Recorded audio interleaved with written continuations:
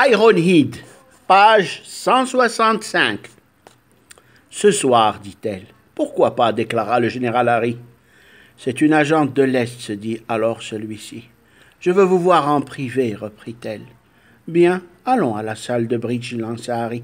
Ils passèrent dans une salle bien éclairée et calme. Il ne s'y trouvait personne. Harry, bien habillé, s'installa à la table de bridge. La chambre de jeu était insonorisée. Natacha, habillée d'une robe décolletée pourpre, s'assit devant lui. Harry la regarda longuement, telle une vampe. Elle alluma une cigarette en ayant pris soin de la placer sur un long fume-cigarette. Harry saisit un paquet de cartes et lui dit machinalement « Une partie de poker nous fera le plus grand bien. » « Ok, fit la belle femme dans un geste très féminin. Harry distribua les cartes. Des choses classées top secret de l'année 97 ont été divulguées. L'intelligence extraterrestre, lança Harry. Nous sommes intéressés par leur rencontre, dit Natacha. Nous aussi, dit Harry. Il joua la partie sans parler. Natacha posa sa main en criant « Carré d'as ». Harry, embarrassé, eut un regard de joie après avoir bu son verre de whisky d'une seule traite. Il alluma un cigare. C'est une organisation secrète. À sa tête, Ironhead, dit-il, en suçant son cigare plus qu'en le fumant. Yanis Kourodakis, un riche aventurier qui s'est occupé de la technologie radar de l'Est.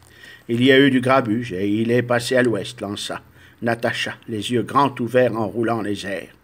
Ils ont fait des sosies par génétique, le clonage humain, dit Harry en se grattant la tête. Et il souffla. C'est tout ce que je sais. Natacha reprit. Le rapport Mr. Hughes est arrivé entre nos mains. Secret dévoilé. Il ne contient pas l'hypothèse de clonage, c'est-à-dire qu'il ne dévoile pas le secret absolu. Harry rigola sous l'effet du whisky, ses yeux brillaient. Ça fait de l'effet, soupira-t-il. Le général déposa un flush royal. Natacha déclarait. Cette fois, c'est vous qui gagnez cette partie. Harry gai éteint son cigare. Je dois rejoindre ma femme, cher ami. Je peux vous déposer quelque part, suggéra-t-il. En sortant du pub, Harry et Natacha prirent une jeep décapotable. Le général abaissa le pare-brise avant. C'est pour mieux humer l'air. La jeep démarra tout à l'heure. Harry conduisait drôlement. De temps en temps, il riait franchement. Il déposa Natacha après avoir fait une bise presque familière, puis un baisement. « Comment savez-vous que je suis de sang noble » déclara-t-elle. « Votre façon de vous comporter, vous n'êtes pas une ouvrière, avoua-t-il. »« Das vidania » lança Natacha en montant dans son hôtel. « Goodbye » dit Harry en démarrant au quart de tour. La jeep roulait en zigzag. Harry était gai. Il rigolait et riait de bon cœur en pensant à Helena. Une agente russe, il ne manquerait plus que ça. À mon âge. La jeep grimpa soudain sur le trottoir, 2 roues sur le goudron. Des soldats sautèrent sur le côté en grognant. « Désolé, les gars, fit Harry. Il se dirigea vers sa villa. Une fièvre lui donnait de la douleur à la tête. Ouvrit le garage. Il s'endormit tout habillé, sans faire de bruit, pour ne pas déranger sa femme endormie. L'OVNI, chapitre 7.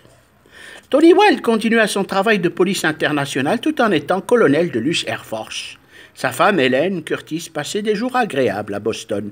Ils décidèrent de changer d'adresse. Los Angeles leur ouvrit les bras.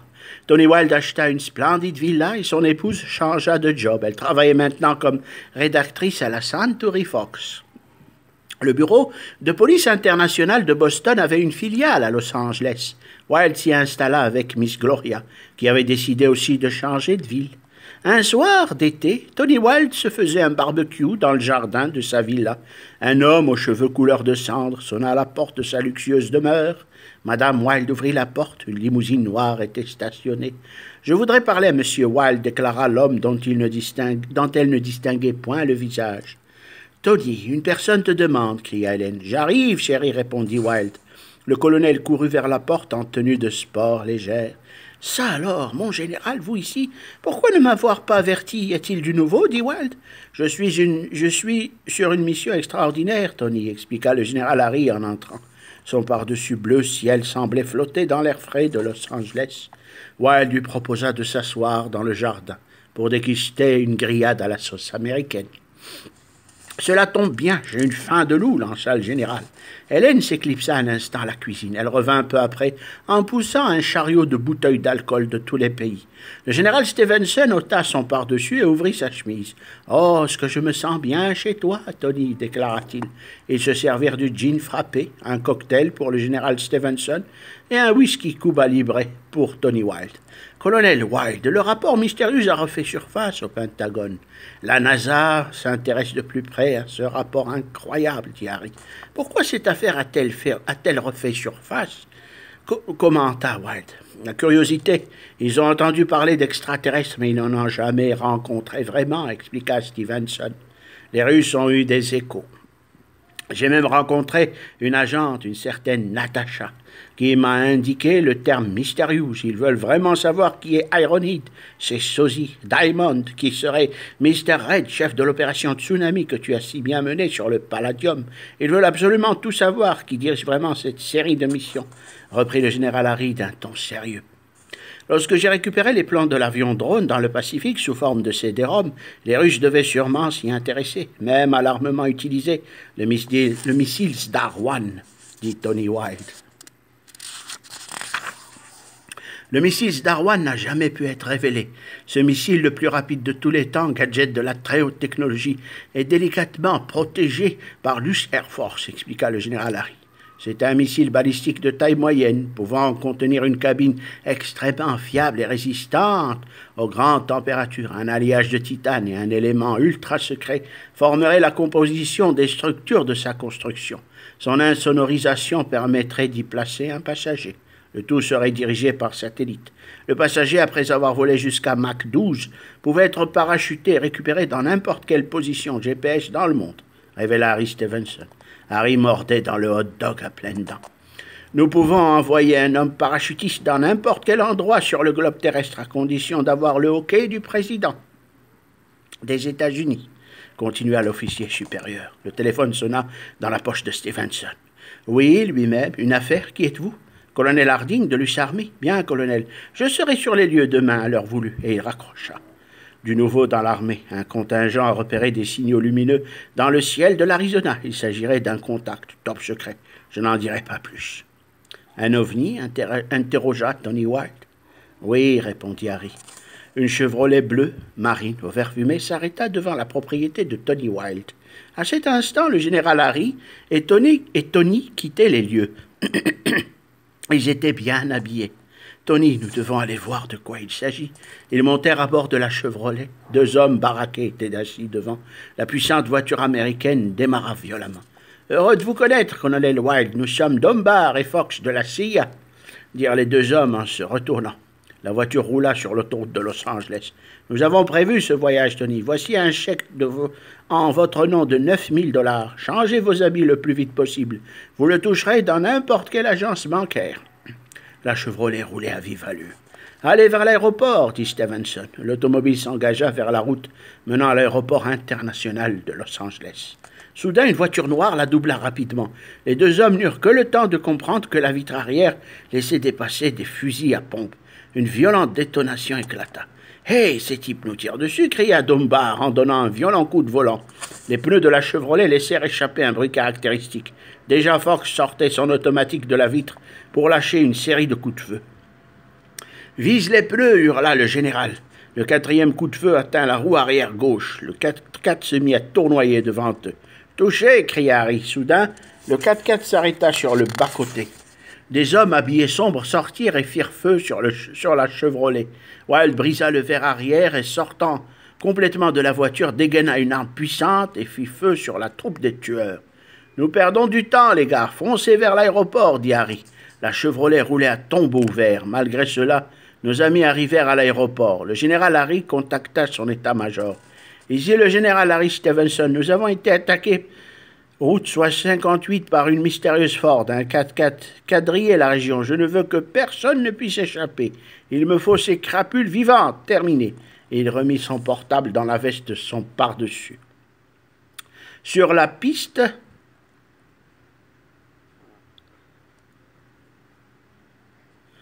Sur la piste 94 de l'aéroport de Los Angeles, un Airbus A320 était prêt au décollage. Une jeune dame aborda Tony Wilde. « Monsieur Wilde, je suis chargé de vous emmener vers votre avion. Votre carte d'identité ?» dit celle-ci. Wilde sortit sa carte de l'armée de l'air. « Colonel Tony Wilde, agent spécial, matricule 7777. C'est bien cela, reprit-elle en lisant la carte. Wilde quitta un instant le général. Il grimpa à bord d'une BMW Roadster grise métallisée. « Le général ne tardera pas à nous rejoindre, » dit la charmante personne. Le cabriolet sport roulait sur la piste avec une autorisation spéciale. Il s'arrêta après une pointe de vitesse en un crissement de pneus, devant l'escabeau en métal. Wilde n'eut que le temps de grimper les marches. Stevenson le rejoignit peu après. Le commandant Schmidt était aux commandes de l'Airbus. « Bienvenue à bord, nous allons vers l'Arizona, dit-il. L'A320 décolla dans la nuit californienne. Il suivit les différents caps du plan de vol. Après une vingtaine de minutes, un objet céleste apparut devant le cockpit du commandant de bord. « Ça alors, venez voir, Tony Harry, qu'est-ce que cela » cria Schmidt dans le micro. « Une nouvelle invention aéronautique, souffla Harry. L'objet tournoyait sur lui-même, tel une toupie de couleur sombre. Il semblait immobile par rapport à eux. L'aviation a un nouveau prototype et rien n'a encore été divulgué, s'expliqua le général Harry. Non, général Harry, ce que nous regardons est bel et bien un ovni, avoua Schmidt. Des Martiens?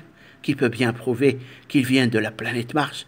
C'est une soucoupe volante, dans nos livres comics d'enfants, dit Tony Wilde. Comme dans nos livres comics d'enfants, dit Tony Wilde. Alertons l'armée, le Pentagone ou bien l'US Air Force, décida le général Harry. Regardez, mon portable s'est éteint. Il émet un bruit strident, hurla le général. Mais comment, elle s'affole. Ces étranges visiteurs cherchent à contrôler l'Airbus, dit le commandant de bord. Ils nous ont devancés, ils sont au courant de tout, dit Harry. L'avion, il change de cap, c'est eux à présent qui le contrôlent, reprit avec stupeur le colonel Wilde. Au même moment, une voix grésillante se fit entendre. Terrien, nous sommes une intelligence venue du fin fond de l'espace sidéral. Notre but est de faire survivre notre race d'humanoïdes. Nous sommes pacifiques. Nous avons besoin de votre planète pour sauver notre race terrien. Nous autres, le peuple exilé de la planète Uranie. Inconnus de vous, voulons nous établir et sauver notre descendance. La voix s'arrêta un instant. Wilde, Harry et Schmidt se regardèrent longuement sans parler. Au bout de 10 minutes, l'avion se posa entièrement contrôlé par l'engin mystérieux sur une piste inconnue. Nous avons échappé au radar, mais nous sommes bel et bien en Arizona, déduit le commandant de bord. Regardez, désigna le général. La soucoupe volante se posa devant eux à une centaine de mètres. Wilde et ses deux compagnons se dirigèrent vers la sortie de l'appareil en empruntant un toboggan. L'engin devant eux était aussi grand qu'un immeuble à 7 étages. Les trois amis glissèrent le long du toboggan, impatients de voir les visiteurs de l'espace. « Ironide !» s'écria Tony Wilde. Ironide, suivi d'Ironide 2 et 3, marchaient vers nos trois amis. Leur visage prit l'aspect de celui de Yanis Kouroudakis. « Vous avez compris, monsieur Wilde, nous sommes des extraterrestres prenant l'image de Kouroudakis. Toute thèse de clonage vous est maintenant écartée, expliqua l'être venu de l'espace. Ça alors, fit le général Harry. Le rapport mystérieux est à réviser. Gauche, en écarquillant ses yeux clairs. Tout à coup, les trois êtres changèrent de visage.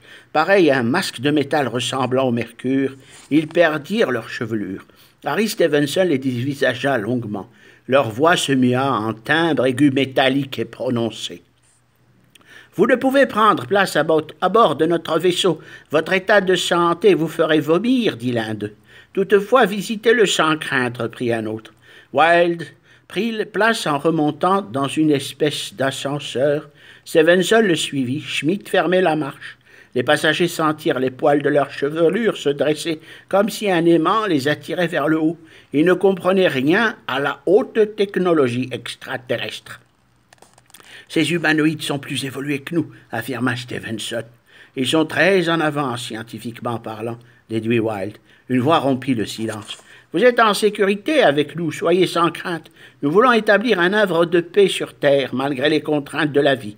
Notre science est plus évoluée que la vôtre, terrien. » Stevenson et Wilde furent aspergés d'un étrange élément. « À présent, vous pouvez quitter le sol. » Les trois humains, propulsés à une vitesse inimaginable, sentirent leur cœur se serrer très fort. Tout à coup, ce fut le vide. Wilde et le général Harry se mirent à communiquer par leur esprit dans le silence de la soucoupe, lancée à une vitesse surprenante. « Harry, je te parle par la voix de l'esprit, sacrée tête de légionnaire à casquette dans la pénombre, dit intérieurement Tony Wilde. « J'en crois pas mes oreilles, répliqua Harry, et il reprit. Ma foutue bonne femme, elle doit m'attendre. Attends, je compose le numéro. Tac, tac, tac, tac, et tac. Bonjour, chérie, c'est moi, ton démon de vitesse de Barry, déclara le général Stevenson. Oh, bonjour, chérie, mais où es-tu dit Helena. Peu importe, chérie, sache que je serai bientôt à la maison. Très bientôt, expliqua le général. Tu ne me croirais pas, chérie. Tu es encore allé faire une aventure. C'est une femme, gros, dit la générale. Non, chérie, ce n'est pas une femme, je te le promets, avoua Harry. La soucoupe volante filait à une allure vertigineuse. Elle atteint Boston en quelques dizaines de minutes, créant un immense nuage autour d'elle.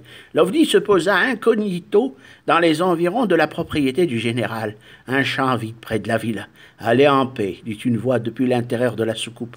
Nos deux amis se retrouvèrent assis sur le sol qui n'avait pas brûlé. Wilde se tourna vers le général. Un immense brouillard se dissipa. « Harry, il y a quelques minutes, nous étions dans l'Arizona. »« Qu'est-ce qu'on fait ici, nom d'un chien ?» dit Harry. Ils se relevèrent et marchèrent en titubant. « Oh, c'est drôlement bizarre, on se croirait sur une balançoire, » dit Harry. Ils s'assirent un moment. « Ça balance terriblement et j'ai pas envie de vomir, » dit Harry. « Oui, c'est incroyable, » reprit le colonel Tony Wilde. « Nos flingues, où sont-ils passés ?» dit Wilde. « Ils nous les ont confisqués dans l'OVNI, » répliqua Stevenson. Ils se levèrent et marchèrent tranquillement vers la villa du général. « Là, regarde, Harry, » désigna Wilde du doigt un objet scintillant dans l'azur. « C'est eux, la clique aéronide, » reprit le général américain.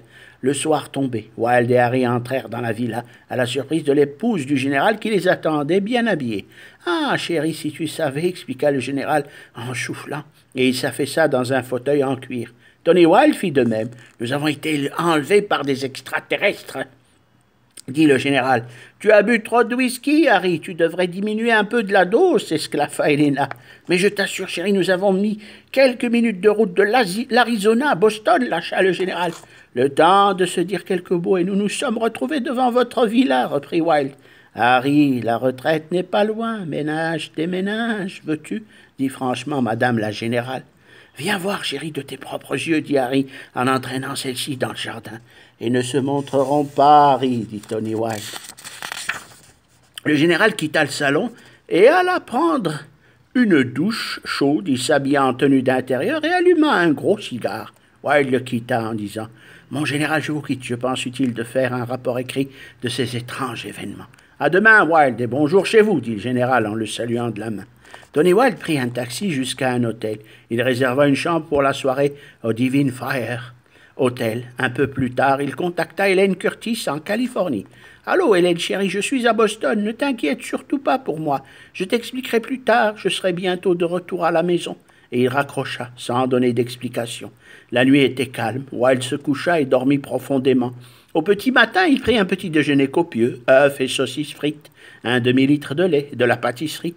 Il alla à une banque, présenta une carte et retira une liasse de billets de $100, puis changea de vêtements. Wilde trouva la carte de Yanis Kouroudakis.